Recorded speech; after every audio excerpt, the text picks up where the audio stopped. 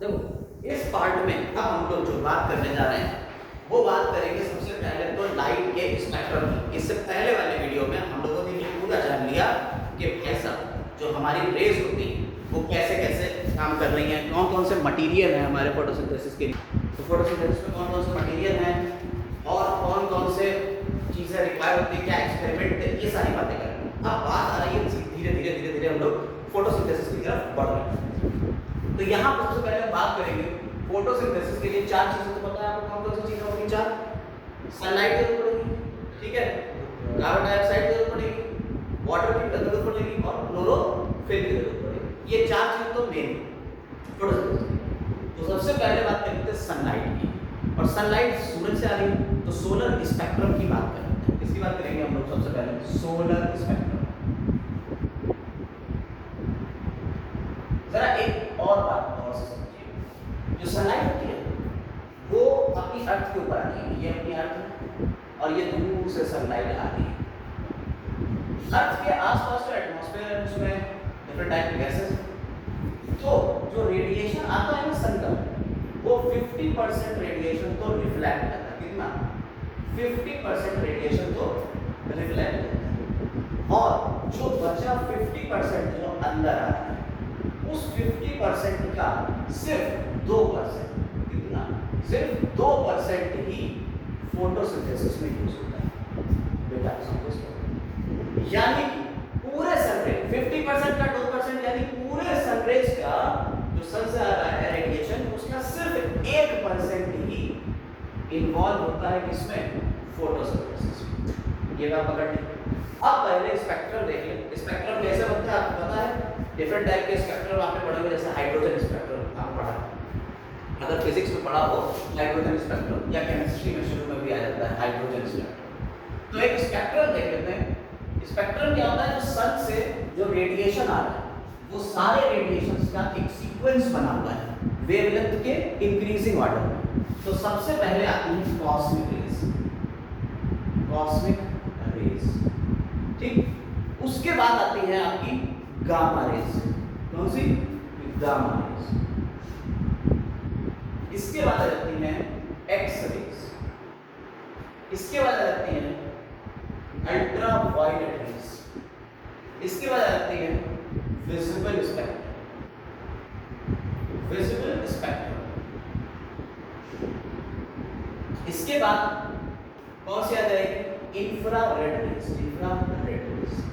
इसके बाद आपके जाती है इलेक्ट्रोमैग्नेटिक रेडियो वेव्स, ठीक है, समझ में आई बात या नहीं? इसके बाद आती है आपकी रेडियो वेव या माइक्रोवेव्स।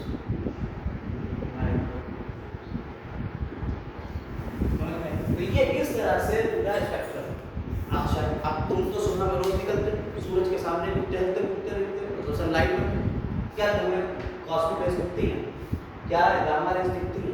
क्या तुम्हें एक्स रेज दिखती है या बाकी रेज दिखती है? तुम्हें सिर्फ दिखती है तो विजिबल स्पेक्ट्रम दिखता है, इसके अलावा तो नहीं दिखता है। अब विजिबल स्पेक्ट्रम की ही हम बात करेंगे। जब इसको हमने प्रिज्म से निकाला तो प्रिज्म से ये 7 रंगों में बढ़ जाए विजिबल लाइट। ये जो 7 रंग हैं वो होंगे वैक्यूम की फॉर्म में। अच्छा, ये पूरा सिनेरियो जो है ये इंक्रीजिंग ऑर्डर है किसका? वेवलेंथ का। जो वेवलेंथ होती है, वेवलेंथ जानते हो? अरे भैया वेव जो होती है ये वेव, लाइट एक इलेक्ट्रोमैग्नेटिक वेव है। तो ये जो वेव है इसकी यहाँ से लेके यहाँ तक एक पूरी वेव बनने में जो लेंथ आती है उसे कहते हैं वेव, ठीक। इसे हम यहाँ नैनोमीटर में नाप रहे हैं। किसमें नाप रहे हैं? नैनोमीटर।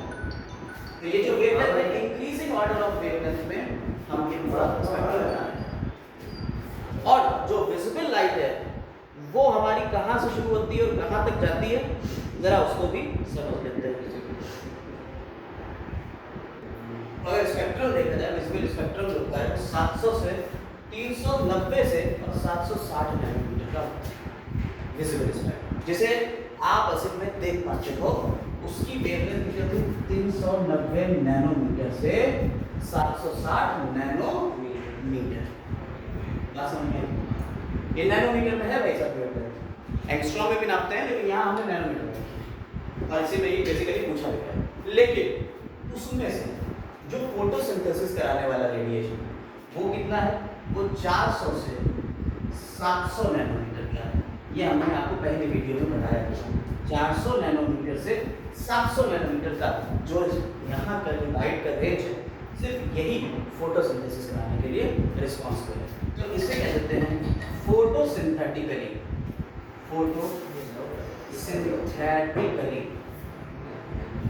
Active radiation. इसे क्या कह देते हैं, फोटोसिंथेटिकली एक्टिव रेडिएशन कह देते हैं। और इसका जो अगर शॉर्ट टर्म एप्लीकेशन किया जाए तो इसे कहते हैं पार, PAR, पार। तो पार यानी फोटोसिंथेटिकली एक्टिव रेडिएशन कितना है, जो फोटोसिंथेसिस कराएगा सनलाइट का सिर्फ और सिर्फ ये वाला हिस्सा ही फोटोसिंथेसिस के लिए रिस्पॉन्सिबल है। और इसमें भी ब्लू और रेड कलर में फोटोसिंथेसिस सबसे ज्यादा होती है, आप जानते हैं। ब्लू और रेड कलर के रीजन में फोटोसिंथेसिस ज्यादा होती है, ये आप जानते हो। वॉन नील का एक्सपेरिमेंट जो हमने बताया था आपको, एंगलमैन का एक्सपेरिमेंट था, जिन्होंने क्लोरेला एल्गी लिया था और क्लोरेला एल्गी लेने के बाद उसके ऊपर उन्होंने एरोबिक बैक्टीरिया लगाए थे। एरोबिक बैक्टीरिया सिर्फ ब्लू और रेड रीजन में ही ज़्यादा मिले थे। तो उन्होंने सबसे पहला एब्जॉर्प्शन और एक्शन स्पेक्ट्रम बताया था। तो यहाँ तक अगर बात करी जाए तो लाइट की तो बात हो गई कि लाइट का ये पूरा एक डिस्क्रिप्शन होगा कि इतनी तो लाइट का पढ़ना है और ये वाली चीज़ हमें याद रखना है। ठीक, अब बात कर लेते हैं किसकी, क्लोरोप्लास्ट की। भाई मेन चीज क्या है, क्लोरोप्लास्ट, जिसके अंदर पिगमेंट्स होंगे, क्लोरोफिल वगैरह होंगे। ठीक है, तो आइए हम उसकी बात करते हैं। एक क्लोरोप्लास्ट कैसा दिखता है और उसमें कौन कौन से पिगमेंट होते हैं और ये पिगमेंट सिस्टम कितने टाइप के होते हैं, ये भी सारी बातें कर लेते हैं। तो यहाँ बात करने जा रहे हैं हम लोग इसकी क्लोरोप्लास्ट। चलिए देखो, ये जो क्लोरोप्लास्ट है ये एक डबल मेम्ब्रेन बाउंड स्ट्रक्चर है। आप ध्यान से देखिएगा, फोटोसिंथेसिस में जब क्लोरोप्लास्ट को पढ़ते हैं तो और डिटेल में पढ़ेंगे। नहीं, क्लोरोप्लास्ट जो है फोटोसिंथेसिस में और डिटेल में पढ़ेंगे। ये डबल मेम्ब्रेनस स्ट्रक्चर है। ठीक, अब अगर इसकी बात करी जाए तो इसमें ये आउटर मेम्ब्रेन और ये इनर मेम्ब्रेन हो गई। ये आउटर और ये इनर, क्या है ये मेम्ब्रेन। इसके अंदर कॉइन्स लाइक स्ट्रक्चर होते हैं, सिक्के के जैसे स्ट्रक्चर होते हैं, जिन्हें हम क्या कहते हैं, थाइलेकोइड कहते हैं। और ये थाइलेकोइड जो होते हैं, इसका पूरा एक स्टैक होता है, यानी कि एक पूरा फाइल है, ग्रुप है, इसका एक के ऊपर एक चर्चा बना हुआ है। इस पूरे स्ट्रक्चर को क्या कहते हैं हम, ग्रैनम। और ऐसे कई ग्रैनम होंगे, 50-60 हो सकते हैं।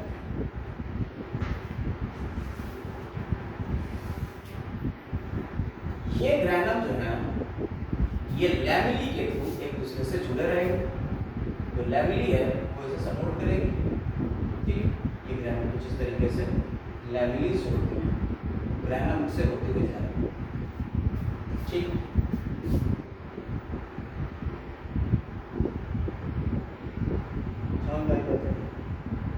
इस तरह से इन्हें स्ट्रोमा लैमेली कहते हैं। ठीक है, तो ये लैमेली,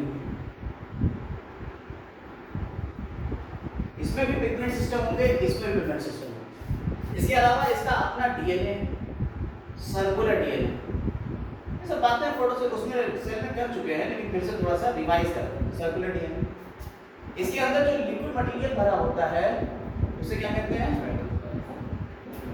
इसके लिक्विड मटेरियल को स्ट्रोमा कहते हैं।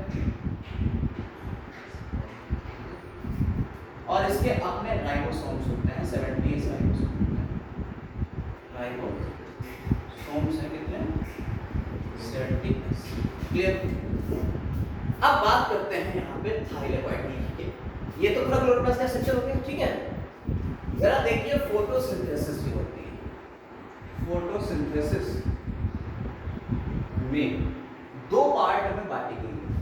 एक होती है लाइट रिएक्शन, लाइट रिएक्शन, और दूसरी होती है डार्क रिएक्शन। फोटोसिंथेसिस की दो रिएक्शन, यानी एक फोटोसिंथेसिस में दो पार्ट में डिवाइड है, लाइट रिएक्शन और डार्क रिएक्शन। ये भी लंबी लंबी रिएक्शंस हैं, मतलब चेन ऑफ रिएक्शंस हैं, जिसे हम पूरे प्रोसेस में कहते हैं फोटोसिंथेसिस। तो जो लाइट रिएक्शन है उसे लाइट डिपेंडेंट रिएक्शन कहते हैं, यानी ये लाइट के ऊपर डिपेंड करती है। और डार्क रिएक्शन का मतलब ये नहीं कि अंधेरे में होएगी, ये लाइट इंडिपेंडेंट है। इस पॉइंट को पकड़िएगा, डार्क रिएक्शन क्या है? Light independent.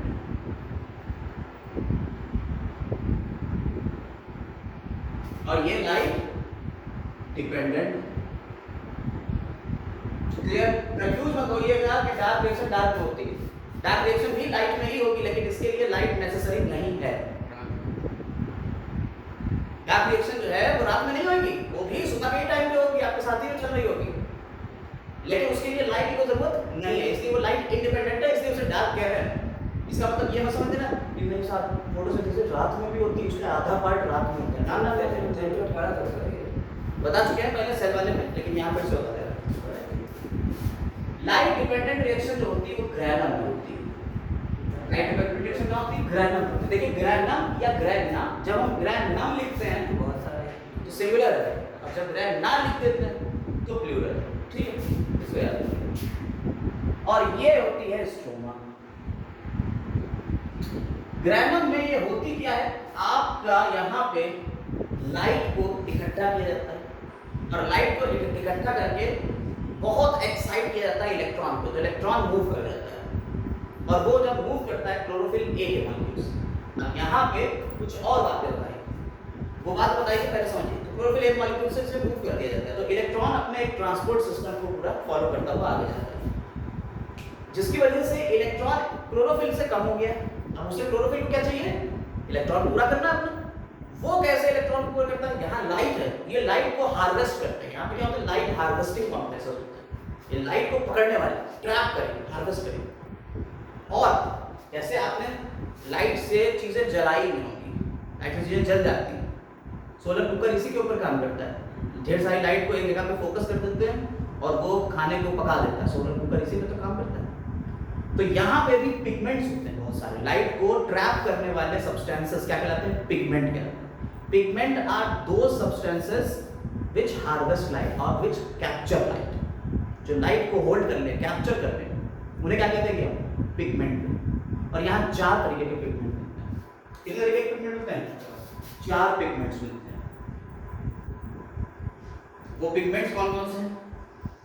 क्लोरोफिल ए, देखिए हम CHL लिख दे रहे हैं, इसका मतलब है chlorophyll. Chlorophyll A, chlorophyll B, carotenoids, carotene कह दीजिए, और ज़ैंथोफिल। ये 4 पिगमेंट्स हैं जो मेनली काम करेंगे फोटोसिंथेसिस में। अब इनके कलर्स क्या क्या होते हैं वो भी देख लीजिए। तो ये 4 पिगमेंट है जो लाइट को ट्रैप करते हैं, उन्हें क्या कहते हैं? पिगमेंट। ये पिगमेंट मिलते हैं पहले ये समझिए। Chlorophyll A, B, C, D की लाइट देखिए। क्लोरोफिल ए ब्राइट और blue green colour, chlorophyll B yellow या ग्रीन कलर का, येलो ग्रीन। कैरोटीन जो होता है वो येलो ऑरेंज, कैसा है? Yellow orange. और ज़ैंथोफिल कैसा है? येलो कलर का। क्लियर? अगर समझिए पिगमेंट्स जो है ये आपको मिलेंगे। हमारा थाइलेकॉइड, थाइलेकॉइड के अंदर की तरफ अगर देखा जाए तो मेम्ब्रेन इसकी 2 होती है ऐसे। तो इनर मेम्ब्रेन के ऊपर यहाँ पे पिगमेंट सिस्टम होता है, ढेर सारे पिगमेंट्स होते हैं मौजूद, जैसे क्लोरोफिल ए है, क्लोरोफिल बी है, क्लोरोफिल सी। एक साइंटिस्ट थे, नाम का भी नहीं याद आ रहा है, उन्होंने गुड इवनिंग, उन्होंने क्या करा यहाँ पे ढेर सारे पिगमेंट्स का पूरा एक सिस्टम देखा। उन्होंने इसे कह दिया क्वांटासोम। क्या कह दिया? क्वांटासोम कहते हैं। ये थाइलेकॉइड है, एक थाइलेकॉइड, ये थाइलेकॉइड जो है, इस थाइलेकॉइड के इनर मेम्ब्रेन के ऊपर क्या है? ये क्वांटासोम। एक क्वांटासोम में 230 क्लोरोफिल मॉलिक्यूल होते हैं, क्लोरोफिल मॉलिक्यूल्स। ठीक है, एक क्वांटासोम में कितने हैं? 230 क्लोरोफिल मॉलिक्यूल। और ये पिगमेंट सारे कहाँ मिल रहे हैं आपको? थाइलेकॉइड में मिल रहे हैं। पिगमेंट सारे कहाँ मिल रहे हैं आपको? थाइलेकॉइड की मेम्ब्रेन में मिल रहे हैं। जरा ध्यान से समझिए, पिगमेंट सारे कहाँ मिल रहे हैं आपको? थाइलेकॉइड की मेम्ब्रेन में मिल रहे हैं, यानी कि पूरे ग्रैनम में ये पिगमेंट्स छाए हुए। अब एक थाइलेकॉइड ये हो गया, दूसरा थाइलेकॉइड ये हो गया। जरा बहुत ध्यान से समझते रहिए, ये थाइलेकॉइड एक हो गया, ये दूसरा थाइलेकॉइड हो गया, ये तीसरा थाइलेकोइड हो गया। अगर आप थाइलेकोइड को देख पाओ ध्यान से, तो सिर्फ इतना पार्ट एक दूसरे से टच कर रहा है, बाकी पार्ट फ्री है। जो पार्ट टच कर रहा है उसे हम कह देते हैं एप्रेस्ड पार्ट। समझ क्या कहते हैं? Appressed part. और जो पार्ट टच नहीं कर रहा है उसे कह दिया अनएप्रेस्ड या नॉन एप्रेस्ड पार्ट।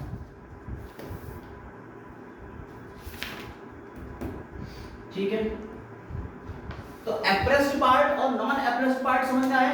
दो पोर्शन होते हैं थाइलेकोइड के, एप्रेस्ड और नॉन एप्रेस्ड। इसमें डिफरेंट टाइप के फोटो सिस्टम्स मिलते हैं।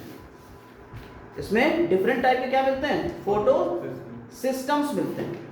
अब ये फोटो सिस्टम्स क्या होते हैं, कैसे मिलते हैं, उसके बारे में बाद में बात करेंगे, लेकिन बस इतना याद कर लीजिए कि फोटो सिस्टम फर्स्ट जो होता है वो photo system first, PS first कहते हैं, फोटो सिस्टम फर्स्ट, ये बोथ दोनों में मिलेगा।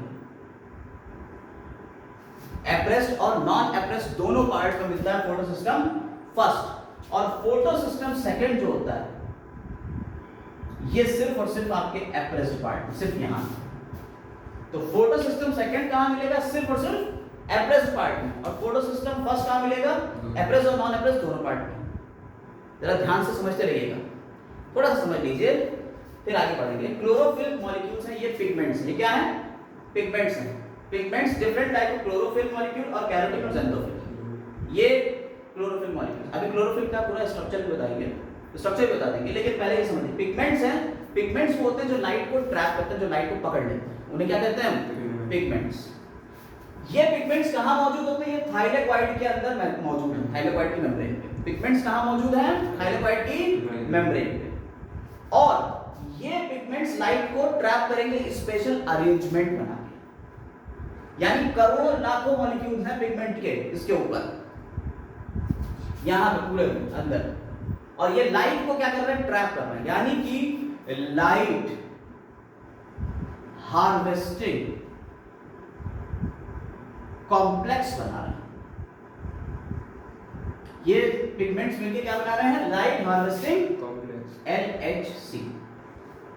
और LHC लाइट को जो हार्वेस्ट करेंगे उनमें कौन से पिगमेंट है? Chlorophyll A, chlorophyll B, carotene और ज़ैंथोफिल, 4 पिगमेंट हैं। अब ये पिगमेंट सिस्टम दो तरीके के होते हैं या डिफरेंट टाइप के पिगमेंट्स होते हैं। इस बात का पता लगाने के लिए इमर्सन एनरिचमेंट इफेक्ट है। इमर्सन एनरिचमेंट इफेक्ट, एक एक्सपेरिमेंट किया इमर्सन ने एनरिचमेंट का, उसे अभी एक्सप्लेन करेंगे, लेकिन 2 मिनट में पहले ये समझ लीजिए, फिर हम इमर्सन एनरिचमेंट इफेक्ट पढ़ाएंगे। एनसीईआरटी में ये है नहीं, लेकिन पूछा जाता है इमर्सन एनरिचमेंट इफेक्ट। तो यहां पे जरा पहले आप इस पे गौर करिएगा। ये जो लाइट हार्वेस्टिंग कॉम्प्लेक्स है, ये इसका तो क्लोरोप्लास्ट का स्ट्रक्चर तो आपको पूरा क्लियर हो, समझ में आ गया पूरा। अब आगे बढ़ जाए, जरा सा इसके लाइट हार्वेस्टिंग कॉम्प्लेक्स को समझा देते हैं। तो लाइट हार्वेस्टिंग कॉम्प्लेक्सेस क्या होते हैं? ये इन्हीं पिगमेंट्स का एक अरेंजमेंट है, वेल डिफाइंड अरेंजमेंट, जो लाइट को ट्रैप कर रहा है, पकड़ रहा है। कैसे कर रहा है ये देख लीजिए। होता क्या है, सबसे बीच में एक रिएक्शन सेंटर होता है और इसको आसपास से घेरे हुए स्पेशल टाइप के क्लोरोफिल B या क्लोरोफिल A मॉलिक्यूल्स होते हैं। जो रिएक्शन सेंटर होता है वो क्लोरोफिल A का बना होता है। क्लोरोफिल A का बना हुआ क्या है? Reaction centre.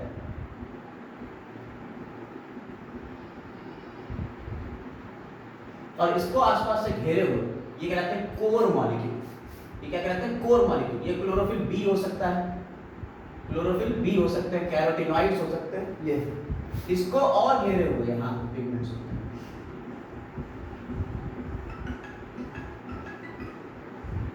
इसको और घेरे हुए यहाँ पिगमेंट्स हैं, इन्हें एंटीना मॉलिक्यूल कहते हैं। ये एंटीना हो गया,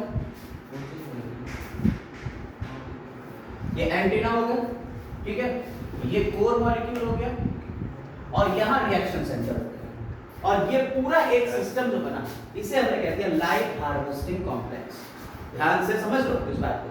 लाइट हार्वेस्टिंग कॉम्प्लेक्स में क्या हो गया? बीच में होता है रिएक्शन सेंटर। ये एनसीईआरटी के अकॉर्डिंग एक क्लोरोफिल का मॉलिक्यूल, एनसीईआरटी क्या कहती है? एक क्लोरोफिल का मॉलिक्यूल है। लेकिन जो साइंटिस्ट जिन्होंने डिस्कवरी करी है वो कहते हैं ये डाइमर ऑफ क्लोरोफिल A। ये एक आयरनी हो गई, विडंबना हो गई, लेकिन आपको क्या कहते हैं ना, एक क्लोरोफिल मॉलिक्यूल है, क्योंकि एनसीईआरटी चल रही है, नीट में तो एनसीईआरटी चल रही है, लेकिन ऐसा क्या है, ये असल में ये एक डाइमर है, ठीक है। टिम एक साइंटिस्ट है, TIM, टिम, उन्होंने बताया था, ठीक है, वो छोड़ दो उसके बारे में। जब एनसीईआरटी कह रही है क्लोरोफिल मॉलिक्यूल है, क्लोरोफिल ए का, तो बस बात खत्म।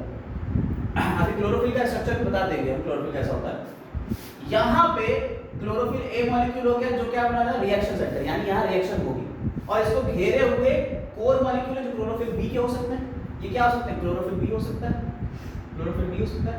और एंटीना मॉलिक्यूल है, ये क्या हो सकते हैं, कैरोटीनॉइड्स हो सकते हैं। कैरोटीनॉइड्स में कैरोटीन और ज़ेंथोफिल, ये दोनों आ जाएंगे, दोनों के नामों को मिलाकर क्या कहते हैं, कैरोटीनॉइड्स कहते हैं। ये मॉलिक्यूल होते हैं, ये आसपास वाले, ये पूरा एक सिस्टम बना जिसे क्या कहते हैं, लाइट हार्वेस्टिंग कॉम्प्लेक्स कहते हैं। ये लाइट हार्वेस्टिंग कॉम्प्लेक्स दो तरीके के हो सकते हैं, पूरा सिस्टम दो तरीके का हो सकता है, फोटो सिस्टम फर्स्ट या फोटो सिस्टम सेकंड, दो तरीके का एक फोटो सिस्टम हो सकता है। हमने तुम्हें बताया इमर्सन एनरिचमेंट इफेक्ट जो है वो बताएगा कि इसमें डिफरेंट टाइप के पिगमेंट्स होते हैं। इसलिए क्लोरोफिल ए ही नहीं होता है, बहुत सारे और भी मॉलिक्यूल्स होते हैं क्लोरोफिल, लेकिन उसको बाद में देखेंगे। अभी पहले बात करते हैं फोटो सिस्टम फर्स्ट और फोटो सिस्टम सेकंड की। क्यों हमने कहा फोटो सिस्टम फर्स्ट, क्यों कहा फोटो सिस्टम सेकंड, पहले इसको समझो। इसकी डिस्कवरी पहले फोटो सिस्टम फर्स्ट की और फिर डिस्कवरी फोटो सिस्टम सेकंड की। ये है क्या ड्रामा, पहले ये भी बता दें।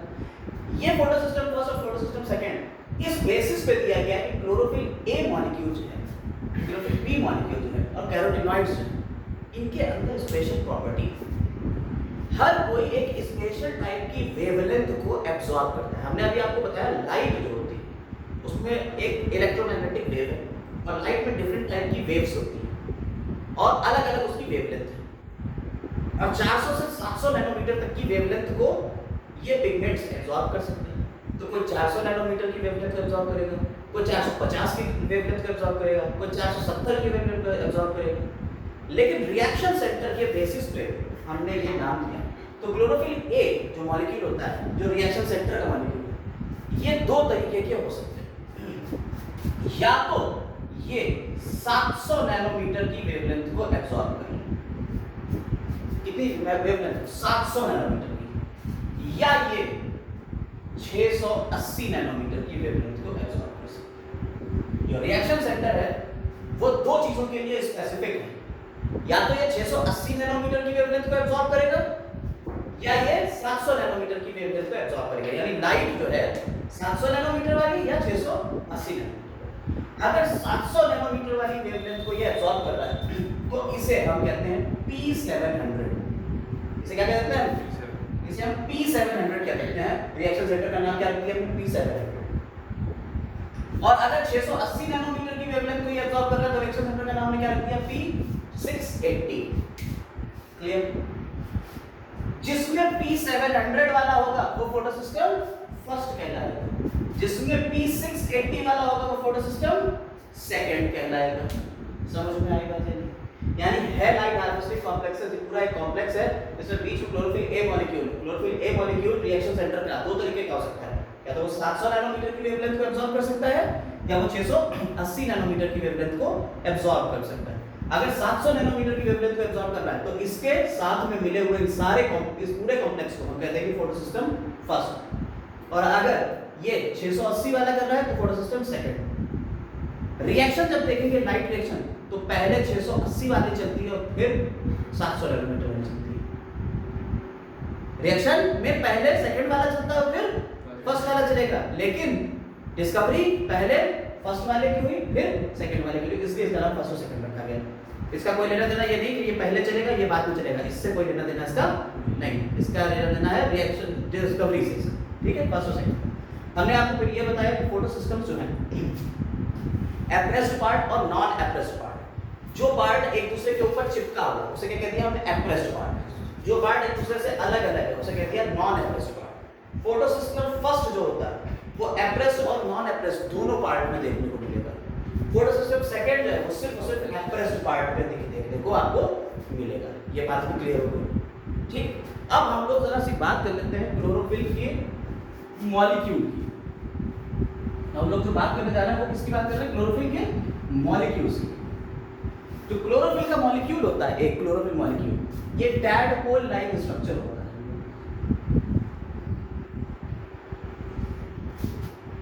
इसमें पायरॉल की एक ये कहलाता है पायरॉल, और ये कहलाता है फाइटॉल। ये दो पार्ट, ये टैडपोल लाइक स्ट्रक्चर, थायरॉल और फाइटॉल। इसमें यहाँ पे नाइट्रोजन होगी, ये नाइट्रोजन है, ये नाइट्रोजन है, ये नाइट्रोजन, ये चार रिंग है, ये कहलाते हैं पोर फायरिंग रिंग। ये पोर फायरिंग रिंग से कितने हैं? ये चार। पायरॉल इन चार पोर फायरिंग रिंग से मिलके बना हुआ।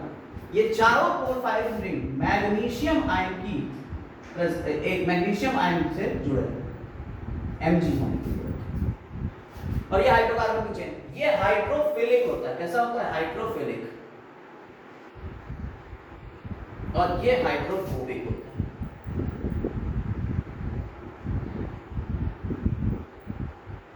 ठीक, एक हाइड्रोफिलिक हो गया और ये हाइड्रोफोबिक हो गया। हमने क्या बताया? Tadpole like structure. ये है किसका मॉलिक्यूल? क्लोरोफिल का मॉलिक्यूल। चाहे क्लोरोफिल ए हो, क्लोरोफिल बी हो, क्लोरोफिल सी हो या क्लोरोफिल डी हो। चार तरीके के क्लोरोफिल आपने पढ़े थे। क्लोरोफाइसिन में क्लोरोफिल ए और क्लोरोफिल बी, थियोफाइसिन में क्लोरोफिल ए और क्लोरोफिल सी, और रोटोफाइसिन में क्लोरोफिल ए और क्लोरोफिल डी होता है। याद है? क्लोरोफाइसिन, थियोफाइसिन, रोटोफाइसिन, बिल्कुल वही। पायरॉल हाइड्रोफिलिक और ये हाइड्रोफोबिक। समझ में आई बात? बिल्कुल जैसे आपने पढ़ा था फॉस्फोलिपिड, हाइड्रोफिलिक हेड और हाइड्रोफोबिक टेल, बिल्कुल वैसे ही। तो इसका जनरल फॉर्मूला क्या होता है? C होता है, H होता है, O होता है, N होता है, Mg होता है।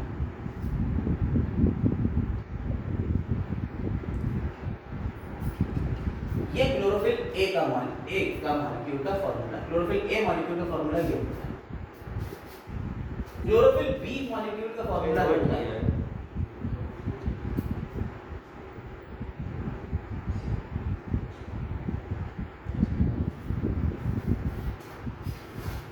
ये क्लोरोफिल बी मॉलिक्यूल का फॉर्मूला है। ये जनरल फॉर्मूले हैं, इनके फॉर्मूले हैं, यानी कि इसमें 55 72 54 Mg ये क्लोरोफिल ए में आएगा, क्लोरोफिल बी में 55 70 64 Mg। ये याद रखने वाली बात है, क्वेश्चन पूछेगा क्लोरोफिल ए और क्लोरोफिल बी के फॉर्मूले। एनसीईआरटी में कहीं नहीं दिया हुआ है, एनसीईआरटी में सब कहीं नहीं दिया हुआ है, बस थोड़ा सा डिटेल में इसको बताते हैं। होता क्या है? रिएक्शन सेंटर की बात हो गई, हमने समझा दिया कि रिएक्शन सेंटर क्या है? क्लोरोफिल मॉलिक्यूल रिएक्शन सेंटर, और उसके फार्मूले दो के बता दिए। ये दोनों क्या कर रहा है? एक्सेसरी पिगमेंट हो गए। तो मेन पिगमेंट तो हो गया क्लोरोफिल ए। मेन पिगमेंट कौन सा हो गया? क्लोरोफिल ए, जिसके बगैर रिएक्शन होगी नहीं। और ये वाले दोनों कौन हो गए? एक्सेसरी, ये तीनों एक्सेसरी पिगमेंट हो गए। तो बोलो कोई दिक्कत? अब ये रिएक्शन करते कैसे? लाइट रिएक्शन सिर्फ होती कैसे? हमें तो ड्रामा तो समझा दे रहे कि आज अब ये होता है, ये होता है, ये होता है, आपने बेसिक चीजें तो बता दी, लेकिन असल में लाइट रिएक्शन होती कैसे ये भी तो बता दो। आओ देखिए, जो सूरज से रोशनी आती है, जो सूरज से रोशनी आती है, वो रोशनी छोटे छोटे एनर्जी के पैकेट्स में आती है। आप जानते हैं जो सूरज से रोशनी आ रही है वो एनर्जी के छोटे छोटे पैकेट्स में आ रही है, जिसे हम क्या कहते हैं? बताएगा कोई? एनर्जी के छोटे छोटे पैकेट्स को हम क्या कहते हैं? फोटॉन्स कहते हैं। तो सूरज से रोशनी आ रही है, एनर्जी के छोटे छोटे पैकेट्स में आ रही है, जिसे हम क्या कह रहे हैं? फोटॉन्स कह रहे हैं। और फोटॉन्स के अंदर जो एनर्जी होती है, उस एनर्जी को हम कहते हैं क्वांटम। जो h न्यू ये एनर्जी पढ़ा होगा आपने एटॉमिक स्ट्रक्चर चैप्टर में। क्वांटम ये उसकी एनर्जी।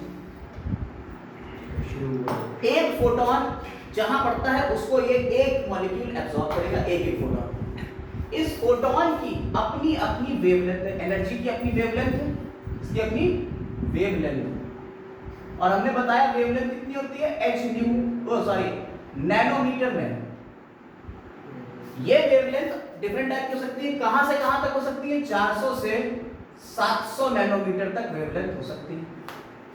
समझ में आई बात?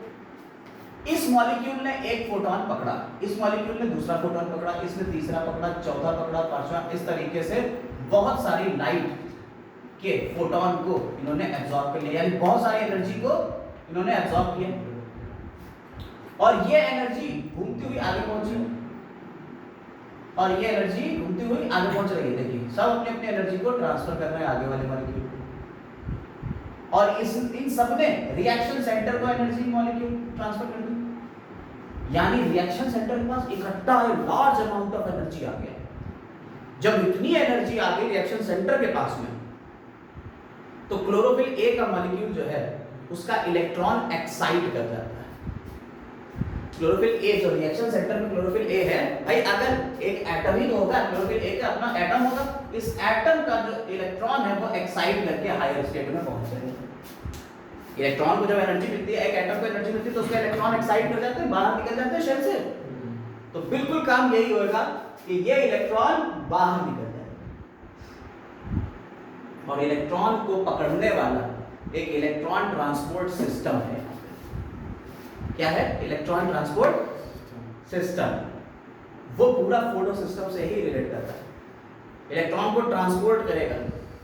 ठीक है, तो होता क्या है जरा देखिएगा, ध्यान से इसको देखिएगा कि इलेक्ट्रॉन ट्रांसपोर्ट सिस्टम चल कैसे रहा है। ठीक है, तो यहां हमने एक आपको पूरा सिस्टम बनाया है, जरा देखिएगा ध्यान से। यहां हमने ये वाला पार्ट लिखा है, ये है photo system second, photo system second का पार्ट है। यहां देखिए ये पार्ट जो हमने बनाया है ये है फोटो सिस्टम फर्स्ट का। अभी हमने आपको जैसा कि बताया P700 P680। देखिए लाइट जो यहाँ पड़ी सनलाइट, देखिए इसके ऊपर भी पड़ेगी सनलाइट और इसके ऊपर भी पड़ेगी सनलाइट। ठीक है, तो जो सनलाइट पड़ी उसको इन दोनों ने एब्जॉर्ब किया और इनका इलेक्ट्रॉन एक्साइट होकर पहुंच गया दूसरे मॉलिक्यूल के पास।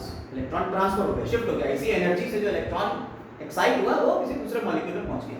और ये दूसरा मॉलिक्यूल, इसका रिडॉक्स पोटेंशियल ज्यादा है। भाई इलेक्ट्रॉन ले लिया है तो रिडक्शन हो गया ना उसका। इलेक्ट्रॉन ले लेना क्या होता है? रिडक्शन। और इलेक्ट्रॉन दे देना क्या होता है? ऑक्सीडेशन। समझ में? तो फियोफाइटिन ये है एक मॉलिक्यूल जिसका नाम क्या है? फियोफाइटिन। तो इसने 2 इलेक्ट्रॉन इससे ले लिए, और जब इलेक्ट्रॉन इससे लिए तो ये कैसा हो गया? रिड्यूस हो गया। अब ये अपने से कम रिडॉक्स पोटेंशियल को ये इलेक्ट्रॉन ट्रांसफर करेगा। ये इलेक्ट्रॉन रिडॉक्स पोटेंशियल ज्यादा है, इसका क्या पोटेंशियल ज्यादा है? Redox potential. रिडॉक्स मतलब रिडक्शन और ऑक्सीडेशन। रिडॉक्स पोटेंशियल हायर, इसका ज्यादा है, ये अपने से कम रिडॉक्स पोटेंशियल वाले को दे देगा। वो कौन है? प्लास्टोक्यूनॉन। नाम याद रखना, प्लास्टोक्यूनॉन। ये साइटोक्रोम B6H को देगा। इलेक्ट्रॉन सब इलेक्ट्रॉन चल रहे हैं और साइटोक्रोम B6H प्लास्टोसियानिन को दे देगा, और प्लास्टोसियानिन ये इलेक्ट्रॉन पहुंचा देगा P700। अब तो P700 पे क्यों पहुंचाएगा सर? भाई ये सनलाइट जब इधर पड़ रही थी तो P700 का भी तो मॉलिक्यूल एक्साइट कर गया यार। एक इलेक्ट्रॉन एक्साइट करके यहां चला गया, ये एक्साइटेड स्टेट दिखाई है, A0 लिख दिया है एक्साइटेड स्टेट। और ये इससे मिलेगा प्लास्टोक्यूनॉन। प्लास्टोक्यूनॉन से आयरन सल्फर कॉम्प्लेक्स को मिलेगा। ये iron sulphur complex, electron transport चल रहा है। देखिए यहां से इधर से इलेक्ट्रॉन उठा था, वो यहां गया, इस सिस्टम में घुस गया, और इस सिस्टम से फिर ये इलेक्ट्रॉन आगे जा रहा है। असल में वो क्या है, ध्यान समझिए। जब लाइट दोनों तरफ पड़ी तो दोनों के इलेक्ट्रॉन एक्साइट कर गए। तो लाइट दोनों तरफ पड़ी, दोनों के इलेक्ट्रॉन एक्साइट कर गए, यानी इसका इलेक्ट्रॉन इसको मिल गया, इसका इलेक्ट्रॉन इसको मिल गया। अब ये खाली हो गया, इसका इलेक्ट्रॉन जो यहां से निकल के गया तो ये खाली हो गया। कह रहा भाई हमें तो कोई इलेक्ट्रॉन देते, कह रहा तुम रुको हम दे रहे हो तुम्हें इलेक्ट्रॉन। इसने इसे इलेक्ट्रॉन दे दिया, इसके थ्रू यहां से इसका इलेक्ट्रॉन इसे मिल गया, इसका तो काम पूरा हो गया। और ये इलेक्ट्रॉन मूव कर रहा है आयरन सल्फर तक आके, प्लास्टोक्यूनॉन आयरन सल्फर फेरिडॉक्सिन, ये क्या है? फेरिडॉक्सिन। और ये FNR है, फ्लेविन न्यूक्लियोटाइड रिडक्टेज। ये इसको जो है NADP रिडक्टेज है, NADP रिडक्टेज, ये NADP को हाइड्रोजन से ऐड करा देगा। H+ आयन है, इसमें इलेक्ट्रॉन की जरूरत पड़ जाएगी, एक इलेक्ट्रॉन का यूज करके ये इसमें H+ आयन को जोड़ देगा। देखो न्यूट्रल हो गया, तो NADPH बन गया, एक एनर्जी मॉलिक्यूल है ये NADPH। और यहां जब इलेक्ट्रॉन साइटोक्रोम B6F से निकल रहा था तो उस टाइम पे एक ATP का फॉर्मेशन हो गया। समझ में आ गया क्या नहीं? यानी ये इलेक्ट्रॉन का ट्रांसपोर्ट सिस्टम, जरा ध्यान से एक बार समझिएगा इसको। इस इलेक्ट्रॉन ट्रांसपोर्ट सिस्टम में 2 फोटो सिस्टम्स इन्वॉल्व हो रहे हैं। पहले फोटो सिस्टम, सेकंड। और दूसरा फोटो सिस्टम फर्स्ट। हो क्या रहा है, सबसे पहले सनलाइट को ट्रैप कर रहा है, लाइट हार्वेस्टिंग कॉम्प्लेक्स होगा पूरा ये फोटो सिस्टम फर्स्ट के आगे में होता है, लाइट हार्वेस्टिंग कॉम्प्लेक्स ही है, ये पूरा कॉम्प्लेक्स है। इसने एनर्जी को एब्जॉर्ब करा, इसने भी एनर्जी को एब्जॉर्ब करा, ये 680 नैनोमीटर की वेवलेंथ को एब्जॉर्ब कर रहा है, ये उस पे एक्साइट हो जा रहा है, ये 700 नैनोमीटर की वेवलेंथ पे एक्साइट हो जा रहा है और अपने अपने इलेक्ट्रॉन्स हायर रेडॉक्स पोटेंशियल वाले को दे देता है। ये हायर रेडॉक्स पोटेंशियल से लोअर रेडॉक्स पोटेंशियल की तरफ चलते हैं इलेक्ट्रॉन्स, और ये इस तरह से इसके इलेक्ट्रॉन की तो यहाँ पे रिक्वायरमेंट जो थी, जो यहाँ कम हुए थे, वो यहाँ से मिल गए, लेकिन इसके जो इलेक्ट्रॉन आगे गए ये वापस नहीं आएंगे, ये इलेक्ट्रॉन इसमें जुड़ गए और NADPH बन गया। समझ में आएगा क्या नहीं? लेकिन इसके इलेक्ट्रॉन का क्या हुआ ये नहीं समझना है यार, इसने तो इसके इलेक्ट्रॉन तो इसने पूरे कर दिए थे, इसके इलेक्ट्रॉन कौन पूरे करेगा? वाटर स्प्लिटिंग कॉम्प्लेक्स, यहां ऑक्सीजन इवॉल्विंग कॉम्प्लेक्स होता है, ऑक्सीजन इवॉल्विंग कॉम्प्लेक्स, या यही स्प्लिटिंग ऑफ वाटर कराएगा। ये क्या कराएगा? स्प्लिटिंग ऑफ वाटर, ये क्या करा देगा? पानी की स्प्लिट करा देगा, पानी को तोड़ देगा। कैसे तोड़ेगा? ये क्योंकि हाई एनर्जी आ रही थी, आपको पता ही है, इसने सारी एनर्जी को ट्रैप करा होगा, ये दो मॉलिक्यूल लेगा वाटर के और उसको जब तोड़ेगा तो मैग्नीज आयन होगा। बेटा इस बार ध्यान रखना, इस बार के नीट में ये क्वेश्चन आया था, कहां से घुस के क्वेश्चन पूछते समझ लो। मैग्नीज आयन का क्वेश्चन था, वहां मैग्नीज और मैग्नीशियम दो पार्ट थे, आगे दिया हुआ था मिनरल न्यूट्रिशन चैप्टर में दिया हुआ है। तो मैग्नीज आयन होता है यहाँ पे, जो क्या करता है? वाटर को स्प्लिट कराता है। इसके अलावा क्लोरीन मॉलिक्यूल होता है, कौन होता है? क्लोरीन है, और कैल्शियम, ये तीन के तीनों वाटर की स्प्लिटिंग में हेल्प करते हैं। और इस बार नीट का एक क्वेश्चन था मैग्नीज और मैग्नीशियम, तो दो पॉइंट थे, मैग्नीज भी था और मैग्नीशियम भी था। वो मैग्नीशियम पे लगा के अपने आप को गलत कर लिया, मैग्नीज को छोड़ दिए, तुम्हारे सीनियर साहब कर लिया देगा, मैग्नीशियम की जगह, वो मैग्नीज की जगह उन्होंने मैग्नीशियम लगा दिया। 4 हाइड्रोजन आयन और 4 इलेक्ट्रॉन और 1 ऑक्सीजन। जरा समझिए, ये हो गया। ये जो इलेक्ट्रॉन थे ये इस सिस्टम को मिल जाएंगे, तो इस सिस्टम से इलेक्ट्रॉन की रिक्वायरमेंट पूरी होगी। लेकिन ये इलेक्ट्रॉन अपने वापस नहीं आए, ये इलेक्ट्रॉन जो गए तो गए। अगर इसको पूरे को ऐसे उठा के देखें तो ये इस तरीके का स्ट्रक्चर नहीं दिख रहा, ये Z स्कीम कहलाता है। क्या कहलाता है? Z scheme. ये क्या है? Z स्कीम है, या इसी को कहते हैं हिल रिएक्शन।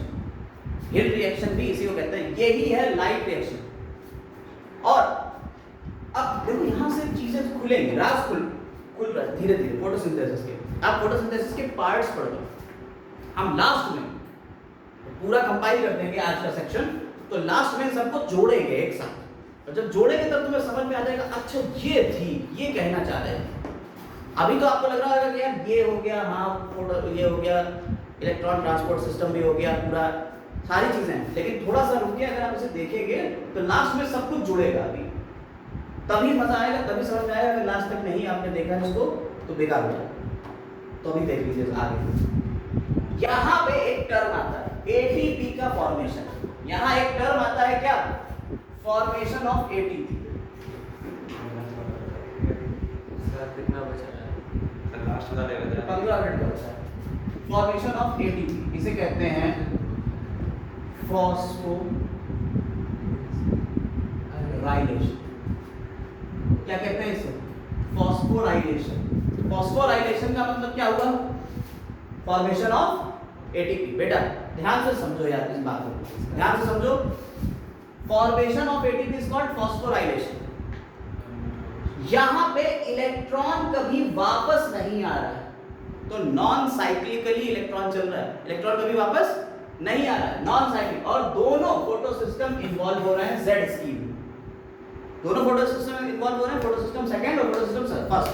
देखिए हमने आपको बताया, अभी बताया था फोटो सिस्टम सेकंड पहले चलेगा, फोटो सिस्टम फर्स्ट बाद में चलेगा, लेकिन डिस्कवरी पहले इसकी हुई बाद में इसकी हुई, इसलिए इसका नाम पड़ गया photo system first photo system second.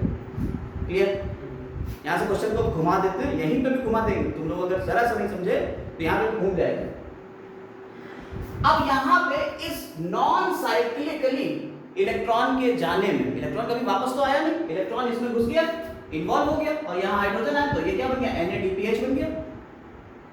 ठीक है, नॉन साइक्लिकली इलेक्ट्रॉन का मूवमेंट हो रहा है और ATP का फॉर्मेशन हो रहा है, तो हम कह सकते हैं नॉन साइक्लिक ATP फॉर्मेशन या नॉन साइक्लिक फोटोफॉस्फोराइलेशन। बोलो, नॉन साइक्लिक फोटोफॉस्फोराइलेशन।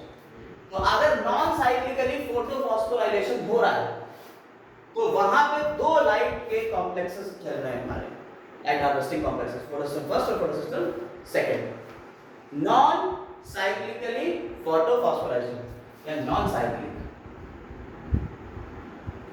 अभी जो हम लोगों ने बात पूरी करी है कैसी थी, नॉन साइक्लिक फोटोफॉस्फोराइलेशन। जरा ध्यान से इस पॉइंट को समझिएगा, यानी फोटोफॉस्फोराइलेशन हो रहा है, ATP का फॉर्मेशन हो रहा है, और कैसा हो रहा है, नॉन साइक्लिकली हो रहा है, इलेक्ट्रॉन के ना आने की वजह से।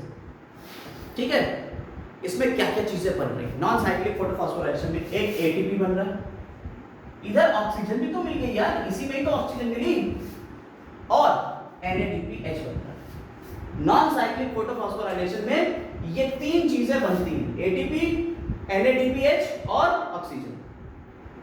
क्लियर? ये पॉइंट क्लियर हुआ? यानी ये और ये पूरी रिएक्शन जो चल रही है इसे हम क्या कहते हैं, लाइट रिएक्शन। ये सब क्या चल रहा है, light reaction, light harvesting complex है, लाइट की जरूरत पड़ रही है, लाइट की प्रेजेंस में हो रहा है, सब में तो लाइट लग रही है ना, तो ये कैसी रिएक्शन है, लाइट रिएक्शन। अच्छा, क्या नॉन साइक्लिक की जगह साइक्लिक फॉस्फोराइलेशन भी हो सकता है क्या? बिल्कुल हो सकता है, साइक्लिकली भी फॉस्फोराइलेशन होता है। वो क्या होता है उसको समझाएंगे, लेकिन 2 मिनट जरा दीजिए, पहले इसको समझिए, ध्यान से समझिए ये कहाँ हो रहा है, जरा ध्यान से देखिए ये हो कहाँ रहा है और कैसे हो रहा है, जरा ध्यान से देखिएगा। हेलो, आपका ये थायरोइड, ध्यान से देखिएगा जरा, ये आपका क्या है, थायरोइड है। Thyroid double membrane bound structure, ये लीजिए डबल मेम्ब्रेन। और थायरोइड के अंदर जो कैविटी है उसे क्या कह दिया हमने, ल्यूमेन। जो थायरोइड की कैविटी उसे क्या कहते हैं, ल्यूमेन, अंदर के। यहां photo system second, PS second, और यहां फोटो सिस्टम फर्स्ट। देखते रहना जरा ध्यान से भाई, ये पूरा आपका जो पिगमेंट्स है ये कहां मिल रहा है, ये सारे पिगमेंट आपको थायरोइड में ही तो मिल रहे हैं। ये सारे पिगमेंट कहां मिल रहे हैं आपको, थायरोइड में ही तो मिल रहे हैं। ठीक है, और इसके बीच में यहाँ साइटोक्रोम आपका साइटोक्रोम B6F मिल जाएगा, B6F मिल गया। यहाँ से देखिए जैसे ही सनलाइट पड़ेगी यहाँ पे और यहाँ पे, यहाँ से इलेक्ट्रॉन एक्साइट होगा, ये इलेक्ट्रॉन आगे जाएगा, और इलेक्ट्रॉन को ले जाने के लिए प्लास्टोक्यूनॉन, तो यहाँ प्लास्टोक्यूनॉन मिल जाएगा, ये इलेक्ट्रॉन को ले जाएगा इधर, और ये इधर से जैसे ही आगे जाएगा ये हाइड्रोजन को एक्सेप्ट कर लेगा, एक हाइड्रोजन आयन। और जब ये एक हाइड्रोजन आयन को एक्सेप्ट करेगा, बेटा ध्यान से देखना इस पॉइंट को, जब ये हाइड्रोजन आयन को एक्सेप्ट करेगा यहाँ से, तो ये PH2 हो जाएगा प्लास्टोक्यूनॉन, और ये हाइड्रोजन को यहाँ से जब ये इलेक्ट्रॉन को इसको डोनेट करेगा तो हाइड्रोजन से कहेगा तुम अंदर चलो, तो ये हाइड्रोजन आयन की फॉर्म में आ जाएगा, और ये खुद किस में कन्वर्ट हो जाएगा, वापस इसी में कन्वर्ट हो गया। यानी इसने इधर से एक्साइटेड इलेक्ट्रॉन को उठाया और इधर से इधर ट्रांसफर कर दिया, खुद इधर आ गया वापस प्लास्टोक्यूनॉन, और उसके बदले में एक हाइड्रोजन आयन अंदर चला गया। इसने क्या करा, इसने ये इलेक्ट्रॉन साइटोक्रोम प्लास्टोसियानिन को दे दिया, प्लास्टोसियानिन ने क्या करा, ये किसे दे दिया, इसे दे दिया, फोटोसिस्टम फर्स्ट को दे दिया, फोटोसिस्टम फर्स्ट। और फोटोसिस्टम फर्स्ट जब एक्साइट होता है तो अपना इलेक्ट्रॉन किसको दे देता है, फेरिडॉक्सिन को दे देगा, iron sulphur complex, iron sulphur complex. फिर इससे किसको मिला, फेरिडॉक्सिन को मिल गया, और फेरिडॉक्सिन से किसे मिला, NADP पॉजिटिव और यहाँ H प्लस। ये सब हो कहाँ रहा है? ये सारी चीजें क्लोरोप्लास्ट के अंदर चल रही हैं। देखो ध्यान से फिर बता रहे हैं, देखो ध्यान से देखो, ये क्लोरोप्लास्ट था, क्लोरोप्लास्ट के अंदर ये थाइलेकॉइड थे, क्लोरोप्लास्ट के अंदर एक थाइलेकॉइड थे, एक थाइलेकॉइड को इसको हमने दिखाया वहां, एक थाइलेकॉइड को हमने वहां दिखा दिया। तो आसपास क्या है इसके? स्ट्रोमा है। आसपास क्या है इसके? स्ट्रोमा होगा, लिक्विड होगा। तो इसके आसपास क्या है? लिक्विड है। उस लिक्विड से एक हाइड्रोजन चोरी कर लिया और क्या बना दिया? NADPH। समझ में आई बात? और इसको जोड़ने के लिए कौन लगा था? FMN लगा था, FMN, ये एंजाइम, ये लग गया, इसे जोड़ डाला। तो इलेक्ट्रॉन यहां से जो चला था वो इलेक्ट्रॉन वापस तो आया नहीं, वो यहां आ गया। ध्यान से समझ लिया इस बात को? ये सब किसमें हो रहा है? थाइलेकॉइड के अंदर ही तो हो रहा था। अब जरा देखना, यहां जो इलेक्ट्रॉन कम हुआ था वो इलेक्ट्रॉन कैसे मिला था? स्प्लिटिंग ऑफ वाटर से।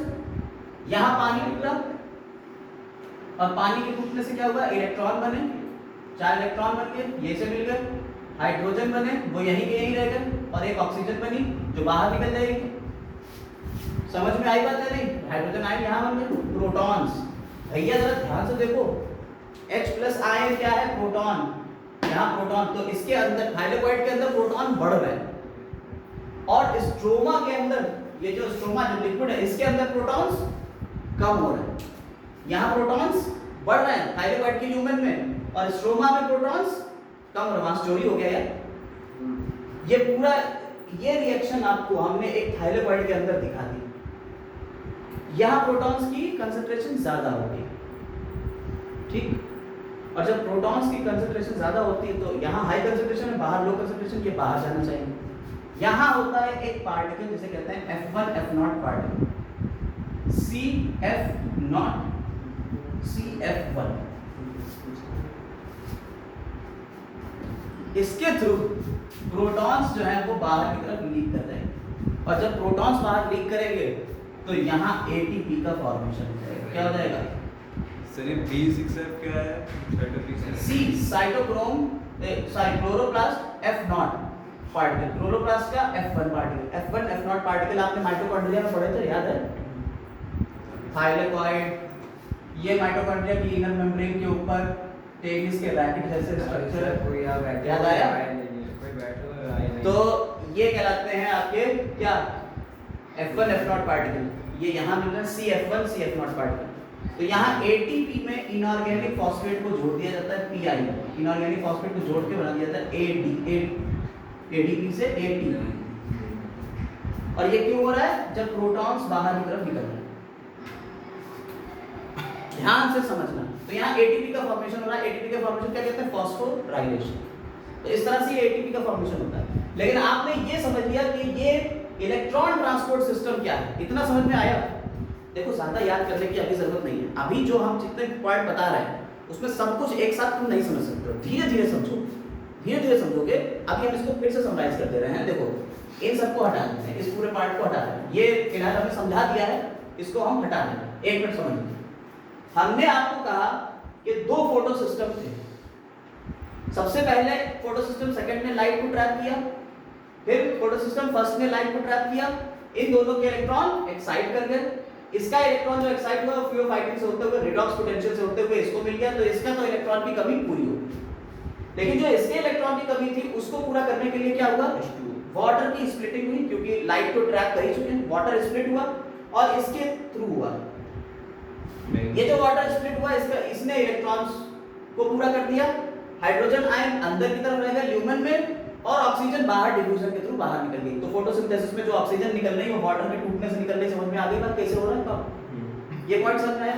और ये इलेक्ट्रॉन कभी वापस नहीं आता, तो नॉन साइक्लिक फॉस्फोराइलेशन, यानी ATP का फॉर्मेशन हो रहा है, इलेक्ट्रॉन कभी वापस नहीं आ रहा है, नॉन साइक्लिक है। साइक्लिक के लिए नहीं है। साइक्लिक में तो क्या हो जाएगा? इलेक्ट्रॉन घूम के फिर वापस आ जाएगा। अब हम एक पार्ट और बता रहे हैं साइक्लिक फॉस्फोराइलेशन का। अब हम एक पार्ट और बता रहे हैं क्या? साइक्लिक फॉस्फोराइलेशन का। साइक्लिक फॉस्फोराइलेशन समझ गए? नॉन साइक्लिक फॉस्फोराइलेशन समझ गए, और ये वाला पार्ट समझ गए, लाइट रिएक्शन खत्म हो जाएगी। नॉन साइक्लिक फॉस्फोराइलेशन में क्या क्या बन रहा है जरा फिर से हम एक बार बता देते हैं। एटीपी बनता है, NADPH बनता है और ऑक्सीजन बनती है। ये तीन चीजें बन रही है नॉन साइक्लिक फॉस्फोराइलेशन, और दो फोटो सिस्टम्स की जरूरत पड़ती है नॉन साइक्लिक वाले में। साइक्लिक वाले को चलिए देख लेते हैं। और देख यहाँ पे अगर हम बात करें cyclic phosphorylation, non cyclic photo phosphorylation है तो बेसिकली अभी फोटो फॉस्फोराइलेशन बता देंगे। लेकिन ये समझिए, देखिए पीएस फर्स्ट, सिर्फ और सिर्फ अगर पीएस फर्स्ट है और क्या नहीं, एफएमएन नहीं, क्या नहीं है, एफएमएन नहीं, एफएमएन मिथाइल, तो क्या हुआ, फोटो सिस्टम फर्स्ट का इलेक्ट्रॉन एक्साइट होके ये पहुंचा, ये एक्साइटेड स्टेट। ये प्लास्टोक्यूनॉन को मिला, आयरन सल्फर को मिला, फेरिडॉक्सिन को मिला। पीछे हम लोगों ने बात की फेरिडॉक्सिन से एफएमएन को मिल जाता था और एफएमएन NADPH जोड़ के NADPH बना देता था, NADP और H+ को जोड़ के NADPH बना देता था, यही बात थी। लेकिन यहाँ एफएमएन है अब एब्सेंट है, तो क्या होगा, ये फेरिडॉक्सिन वापस से साइटोक्रोम B6F को दे देती है इलेक्ट्रॉन, और साइटोक्रोम B6F प्लास्टोसियानिन को दे देता है, और प्लास्टोसियानिन से वापस फोटो सिस्टम फर्स्ट में आ जाता है। यहाँ क्या इलेक्ट्रॉन को रिक्वायरमेंट है क्या दोबारा इसको रिकवरी की, ये तो यार वापस आ गया है, इलेक्ट्रॉन वापस आ गया, यहाँ से चला ये इलेक्ट्रॉन घूम टहल के फिर वापस आ गया, ये इलेक्ट्रॉन अपने रिडॉक्स पोटेंशियल पे होता हुआ घूमता हुआ यहाँ वापस आ गया। तो साइक्लिक पाथ अपनाया उसने, इलेक्ट्रॉन का जो पाथ था वो कैसा था, साइक्लिक था, साइकिल कंप्लीट हो गया, और इस बीच ये ATP का फॉर्मेशन भी कर गया। तो इसे क्या कहते हैं, साइक्लिक फॉस्फोराइलेशन, साइक्लिक फॉस्फोराइलेशन। अब जरा समझना, ये टर्म अभी अधूरा है, पूरा टर्म है साइक्लिक फोटो फॉस्फोराइलेशन। टर्म को समझिएगा, फॉस्फोराइलेशन मतलब फॉर्मेशन ऑफ ATP, ATP का फॉर्मेशन क्या कहलाता है, फॉस्फोराइलेशन कहलाता है। अगर इलेक्ट्रॉन साइक्लिकली मूव करके आ रहा है तो साइक्लिक फॉस्फोराइलेशन, अगर इलेक्ट्रॉन नॉन साइक्लिकली आ रहा था, Z स्कीम बना रहा था, तो नॉन साइक्लिक फॉस्फोराइलेशन। लेकिन अब यहाँ एक टर्म जुड़ गया, देखिए ATP का फॉर्मेशन दो जगह होता है। आपको ये बात तो वर्ल्ड वाइड पता है कि माइटोकॉन्ड्रिया के अंदर ATP बनता है, एनर्जी बनाता है, तो फॉस्फोराइलेशन तो वहां भी हो रहा था, माइटोकॉन्ड्रिया के अंदर भी यार, वहां भी तो फॉस्फोराइलेशन हो रहा था, ATP का फॉर्मेशन हो रहा था, और फॉर्मेशन ATP का यहाँ भी हो रहा है, ये भी हमने देख लिया यार, इलेक्ट्रॉन ट्रांसपोर्ट सिस्टम यहाँ भी चल रहा है, ATP फॉर्मेशन यहाँ भी हो रहा है। तो जो माइटोकॉन्ड्रिया में फॉस्फोराइलेशन होता है उसे कहते हैं ऑक्सीडेटिव फॉस्फोराइलेशन। उसमें ऑक्सीजन इन्वॉल्व हो रही थी और वहां पे पूरा ऑक्सीडेशन वगैरह हो रहा, तो ऑक्सीडेटिव फॉस्फोराइलेशन। यहाँ पे लाइट के इन्वॉल्वमेंट की वजह से हो रहा है, इसलिए इसे क्या कहते हैं, फोटो फॉस्फोराइलेशन। फोटो का मतलब क्या हो गया, लाइट, तो फोटो फॉस्फोराइलेशन, यानी कि यहाँ साइक्लिक और नॉन साइक्लिक फोटो फॉस्फोराइलेशन हो रहा है। अब ये बात आपको समझ में आ गई ATP का फॉर्मेशन कैसे हो रहा है। अब जरा एक बात को ध्यान से कंपेयर कर देते हैं, देखिए नॉन साइक्लिक और साइक्लिक में जरा डिफरेंस देखिए। नॉन साइक्लिक में आपने कहा कि फोटो सिस्टम पहले सेकंड आता था और फिर फोटो सिस्टम फर्स्ट आता था, यानी दो फोटो सिस्टम की जरूरत पड़ गई। साइक्लिक वाले में सिर्फ और सिर्फ एक फोटो सिस्टम की जरूरत पड़ गई। नॉन साइक्लिक वाले में आपने कहा ATP बनता था, NADPH बन जाता था और ऑक्सीजन निकलती थी। इस वाले में क्या हो रहा है, सिर्फ और सिर्फ ATP का फॉर्मेशन हो रहा है। यहाँ इलेक्ट्रॉन फोटो सिस्टम फर्स्ट से निकल जाता था, यहाँ इलेक्ट्रॉन फोटो सिस्टम फर्स्ट में वापस आ जाता है। तो ये डिफरेंसेस समझ में आई बात है। देखिए ATP का फॉर्मेशन तो आपको ही समझ में आया, इलेक्ट्रॉन ट्रांसपोर्ट सिस्टम के, लेकिन एक साइंटिस्ट थे जिन्होंने एक थियरी दी थी, केमी ऑस्मोटिक हाइपोथेसिस। केमी ऑस्मोटिक हाइपोथेसिस के थ्रू एक्चुअल में ये पता चला कि कैसे ATP का फॉर्मेशन हो रहा है। ये photo system first, photo system second पूरे क्लियर। बस थायराइड, अभी जो थायराइड का स्ट्रक्चर बनाया था उसी को डिटेल में थोड़ा सा एक्सप्लेन और करते हैं। ये केमी ऑस्मोटिक हाइपोथेसिस भी खत्म हो जाएगी, यानी कि लाइट रिएक्शन पूरी कंप्लीट हो जाएगी। भाई 2 मिनट में खत्म हो रही है, ज्यादा नहीं है, तुम पूरा समझ गए, 2 मिनट में खत्म हो रही है। इतनी देर तुमने सुना है, ये 2 मिनट में खत्म हो जाएगा। जी हाँ, 2 मिनट अगर ढंग से समझ गए। अब जस्ट एक मिनट समझ। यहाँ आपने कहा फोटोसिस्टम फर्स्ट और फोटोसिस्टम सेकंड कहाँ है? थाइलेकोइड की मेम्ब्रेन के ऊपर। अभी थाइलेकोइड की मेम्ब्रेन बनाई थी, थाइलेकोइड की मेम्ब्रेन के ऊपर। उसी में किस तरीके से ट्रांसपोर्ट हो रहा है, केमी ऑस्मोटिक हाइपोथेसिस समझाएंगे। ठीक है, तो यहां से लाइट रिएक्शन के जो अंत हुआ, देखिए लाइट रिएक्शन का जो एंड हुआ उसमें हमारे क्या मिले, एंड रिजल्ट क्या मिले। भाई यहां पे लाइट रिएक्शन खत्म ही हो जाना, बस केमी ऑस्मोटिक हाइपोथेसिस इसी का एक्सप्लेनेशन है। इसी चीज को और डिटेल में समझाएंगे केमी ऑस्मोटिक हाइपोथेसिस के थ्रू। लेकिन एंड में हमें रिजल्ट क्या मिला, लाइट रिएक्शन खत्म। और लाइट रिएक्शन जब खत्म हुई उसी को हिल रिएक्शन भी कहते हैं। जेड स्ट्रीम जो थी वो हिल रिएक्शन हुई। उसमें क्या क्या बना, एटीपी बन गया, NADPH बन गया, ऑक्सीजन बन गया। यानी लाइट रिएक्शन के एंड प्रोडक्ट में आपको एनर्जी मिल जाती है। ये दोनों एनर्जी करेंसी, एक NADPH से 3 ATP बनते हैं, 3 ATP और एक ATP तो अपना है ही। तो ये एनर्जी बनाने, बहुत ढेर सारी एनर्जी का फॉर्मेशन हो गया। जरा एक बात ध्यान से बताओ, ये सोलर एनर्जी को ये बॉन्ड की फॉर्म में एनर्जी को ले आया, यानी केमिकल एनर्जी बदल दिया। फोटो को केमिकल एनर्जी में कन्वर्ट कर देते हैं थ्रू लाइट रिएक्शन। ये बात समझ देखो, समझ में आ गई। इतनी देर से जो ड्रामा चला, इतना सब कुछ हमने समझाया, उसमें हमें क्या समझ में आया? उसमें यह समझ में आया कि साहब सनलाइट की जो एनर्जी थी उसको इलेक्ट्रॉन को एक्साइट करके और सारे काम करके, सारे ड्रामे करके हमने ATP बनाना था, हमने NADPH बनाना था। ये दो मेन काम थे हमारे, ताकि हमें क्या मिल जाए, एक प्लांट को एनर्जी मिल जाए। ये एनर्जी के मॉलिक्यूल बना लिए उसने लाइट रिएक्शन के थ्रू, अपनी एनर्जी खुद बना ली। किसके थ्रू? सोलर एनर्जी के थ्रू। क्लियर होगी बात? और इसमें स्प्लिटिंग ऑफ वाटर भी होगी, पानी भी टूट गया। पानी जब टूटा तो वो एनर्जी में उसके इलेक्ट्रॉन्स एनर्जी बनाने में यूटिलाइज हो गए, और जो हाइड्रोजन आयन थे वो क्या हुए, उनसे NADPH बन गया, और जो ऑक्सीजन थी वो बाहर मिल गई, जो हम लोगों को मिल गई। ठीक, क्लियर? ये पॉइंट क्लियर हो गया। तो लाइट रिएक्शन साइक्लिकली हो या नॉन साइक्लिकली, दोनों में ATP का फॉर्मेशन हो जाता है। ठीक है, अब ये ATP किस तरीके से असल में प्लांट के अंदर थाइलेकोइड में बन रहा है, उसका एक्सप्लेनेशन है केमी ऑस्मोटिक हाइपोथेसिस। 2 मिनट का काम है, अगर आप ढंग से समझ गए हो तो। यहां तक की चीजें अगर ढंग से समझे तो 2 मिनट वरना 5 मिनट लगेंगे। ठीक है, आइए देखो, हमने आपको बताया 2 फोटो सिस्टम थे। देखो फोटो सिस्टम फर्स्ट और सेकंड, यहाँ फर्स्ट है और यहाँ सेकंड। ये हमने क्या बताया है, ये अभी हमने जैसा बताया, ये थाइलेकोइड की मेम्ब्रेन, थाइलेकोइड। इस थाइलेकोइड के अंदर जो पार्ट है उसे क्या कहते हैं हमने, ल्यूमेन कहते हैं।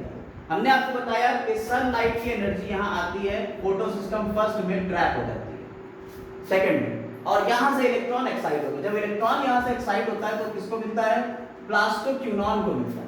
प्लास्टोक्यूनॉन जो है बेसिकली इलेक्ट्रॉन एक्सेप्टर नहीं है, ये क्या है, हाइड्रोजन एक्सेप्टर है। जरा देखिएगा, ये इलेक्ट्रॉन एक्सेप्टर था नहीं, लेकिन इलेक्ट्रॉन इसको दे दिया तो कहता नहीं हम तो एक हाइड्रोजन भी लेंगे। और ये हाइड्रोजन कहाँ से लेता है, स्ट्रोमा से एक हाइड्रोजन को चोरी कर लेता है। कहाँ से चोरी कर रहा है ये, स्ट्रोमा से। भाई थाइलेकोइड में आपको सिनेरियो बता दिया, क्लोरोप्लास्ट, क्लोरोप्लास्ट के अंदर थाइलेकोइड है, तो आसपास क्या है, स्ट्रोमा है ना, लिक्विड, उससे ये हाइड्रोजन को चोरी कर लेता है। तो यहाँ QH2 बन गया।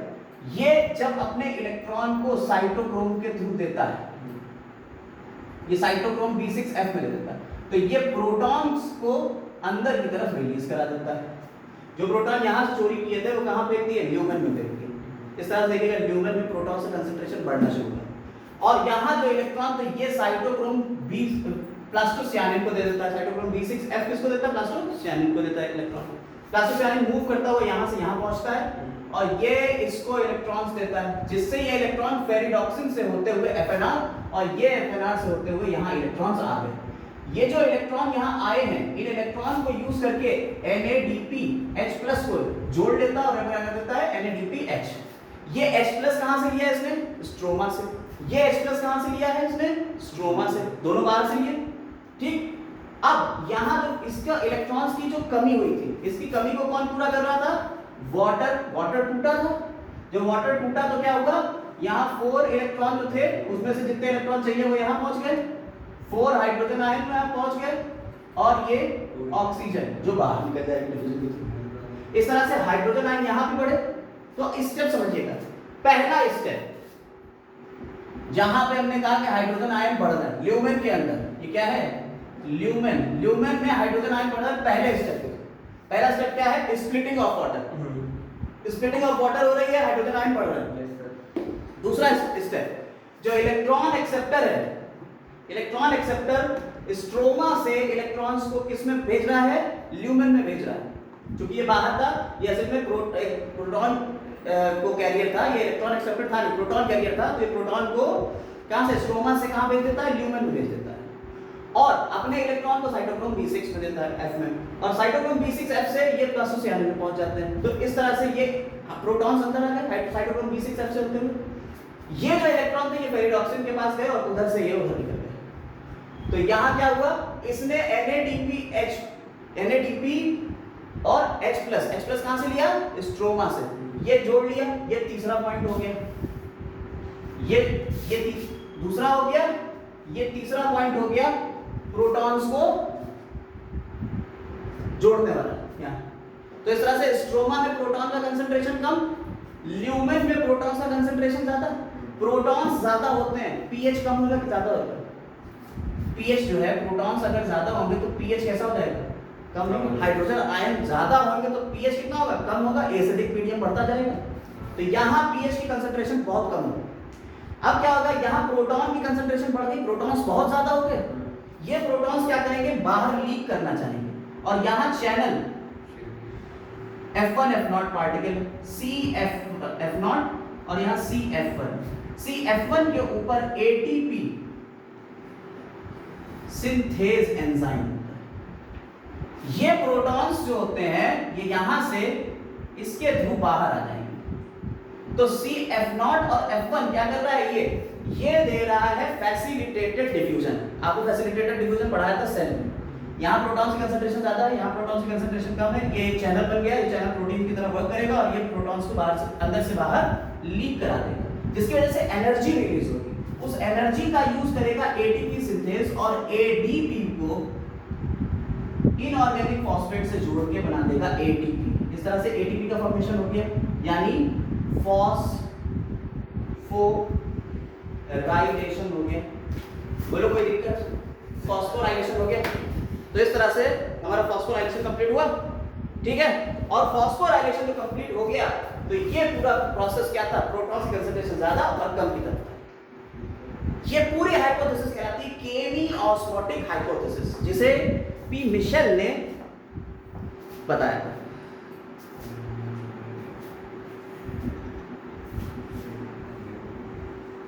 मिशेल केमी ऑस्मोटिक हाइपोथेसिस, क्लियर है, ठीक है। अब जरा इनके 3 पॉइंट हैं, उनको जरा सा हम पढ़ दे रहे हैं एनसीईआरटी से, बस पढ़ रहे हैं, आप उसको समझ लीजिए। देखिए एनसीईआरटी से ये पॉइंट्स हम पढ़े दे रहे हैं, जरा उसको समझ लीजिए। हाँ ऑन। तो यहाँ देखिए, यहाँ क्या हो रहा है, since splitting of water molecule takes place on the inner side of the membrane. देखिए हमने बताया आपको कि मेम्ब्रेन की अंदर वाली साइड में क्या होगा, वाटर की जो स्प्लिटिंग है वो होगी, तो हाइड्रोजन आयन प्रोड्यूस होंगे जो वाटर की स्प्लिटिंग से होंगे और एक्यूमुलेट हो जाते हैं with in the lumen of thylakoid. Thylakoid के ल्यूमेन में एक्यूमुलेट होगा, इकट्ठा होगा, ठीक। तो वाटर के मॉलिक्यूल्स से जो प्रोटॉन्स था वो इकट्ठा हो गया। हमने बताया पहला पॉइंट यही था, आप जरा उसमें देख लीजिए, हमने वहाँ पे भी यही लिखा हुआ है, पहला पॉइंट यही लिखा है हमने वहाँ पे कि क्या हो रहा है, प्रोटॉन्स जो हैं वो एक्यूमुलेट हो रहे हैं वाटर की स्प्लिटिंग से। क्लियर हो गया, ये पहला पॉइंट हो गया। अब जरा दूसरा पॉइंट समझिए, दूसरा पॉइंट देखिएगा। दूसरा पॉइंट कह रहा है, as the electrons move through the photosystem protons are transported across the membrane. देखिए प्रोटॉन्स जो हैं वो मेम्ब्रेन के अक्रॉस ट्रांसपोर्ट हो रहे हैं, ऊपर से नीचे आ रहे हैं।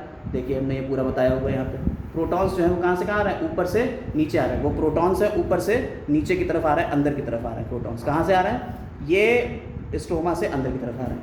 क्यों आ रहे हैं, ऐसा इसलिए हो रहा है, ऐसा इसलिए हो रहा है, this happens because the primary acceptor of electron which is located towards the outer side, ये आउटर साइड में है, और the membrane transfers its electron not to an electron carrier but to hydrogen carrier, या hydrogen carrier को दे देते हैं, और यह हाइड्रोजन कैरियर जो है वो क्या करता है, प्रोटॉन्स को अंदर की तरफ लीक करा देता है ल्यूमेन में।